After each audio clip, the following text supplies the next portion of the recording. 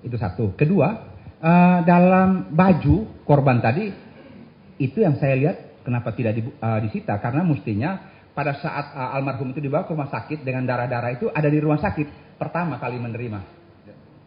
Dan itu dibikin berita acara. Prosedur, apa yang ditemukan di tempat kejadian perkara itu dibuat berita acara pendapatan oleh petugas yang menangani pertama. Nah, berita acara pendapatan tersebut dilampirkan di dalam berita acara lainnya sebagai berkas perkara. Sehingga mungkin dari baju tersebut ditemukan tetesan darah, golongan darah ini apa dan sebagainya. Karena di baju tersebut apa yang ingin dicapai. Di situ hanya mau tahu mungkin ada sisa mesiu atau apakah golongan darah. Siapa punya golongan darah. Nah, sedangkan di sisi lain memang agak menakjubkan tadi apa yang dikatakan oleh Pak Magdir. Luka tembak pertama dari samping, luka tembak kedua dari belakang. Sedangkan kaca yang pecah hanya di, kalau tidak keliru bukan kaca yang besarnya yang naik, tapi kaca kecilnya persegi 3 itu.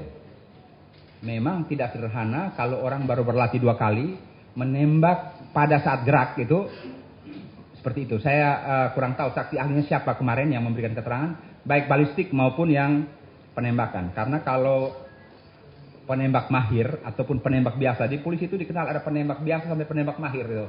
Berapa jam terbang dia dan ketekunan dia baru ketahuan dia bisa mahir. Karena setiap kali menarik pelatuk itu ada istilah di sana, nabi tepi, narik, bidik, nabi, tekan itu tahan napas baru tekan picu.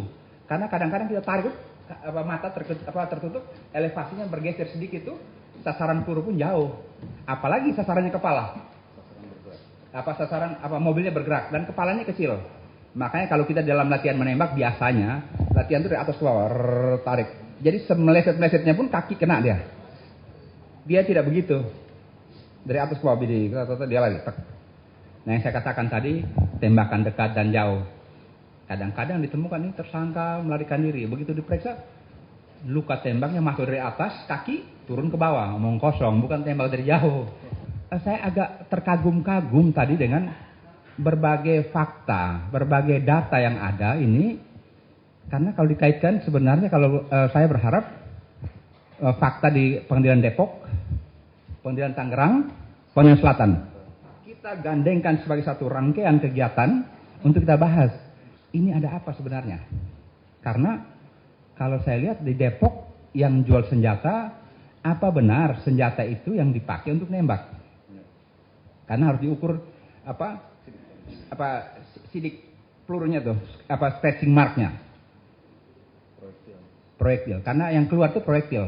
Karena proyektil begitu nyenggol kaca pun dia mengalami kalau di istilahnya penyidikan itu ada ricochet. Cacat kena kaca dan sebagainya. Walaupun kaca itu lembek, tapi karena kecepatan peluru itu tinggi jadi tergores karena memang bahan itu dari tembaga atau timah. Tergantung. Untuk kaliber 38 ini, untuk peluru-peluru tertentu yang magnum misalnya, itu bahannya agak keras. Dan dia kalau kena itu dia pecahnya berantakan. Sehingga kalau kena itu ya memang sedikit harapannya orang hidup. Tapi yang peluru biasa dipakai sebenarnya hanya untuk melumpuhkan saja. Jadi kalau tadi oleh Pak Magdir, bisa nggak dari segi penyidikan ini memang kalau dilihat-lihat, ya kalau orang ancaman hukuman di atas 5 tahun terus kok tidak mau dampingi penasihat hukum, ini rada aneh. Dan ini memang cara-cara klasik dipakai dalam HIR mungkin. Karena yang penting kan pengakuan. Sedangkan di saat-saat sekarang, kalau kita yang melihat ataupun jaksa ataupun hakim yang lihat ada aneh, dia minta agar diungkap. Tapi memang kalau tadi dikatakan ini perkara memang perkara yang besar karena memang kalau polisi punya berkas taruhlah tidak sempurna atau tidak lengkap, kok jaksa mau-maunya nuntut dan hakim mau-maunya mutus. Ini ada apa? Satu rangkaian, jadi kalau tadi oleh Pak Rizal katakan ini perkara besar dan melibatkan berbagai pihak ataupun berbagai pemangku kepentingan, ini memang berpotensi besar. Karena dari awal sudah aneh, keluarannya aneh dan hasilnya juga aneh nih. Dan saya baru pernah lihat ini walaupun sudah beberapa kali. Dan memang mungkin Indonesia negara yang terus agak aneh dalam penegakan hukum. Kadang-kadang yang tidak masuk akal pun itu jadi konstruksi perkara dan bisa dibuktikan.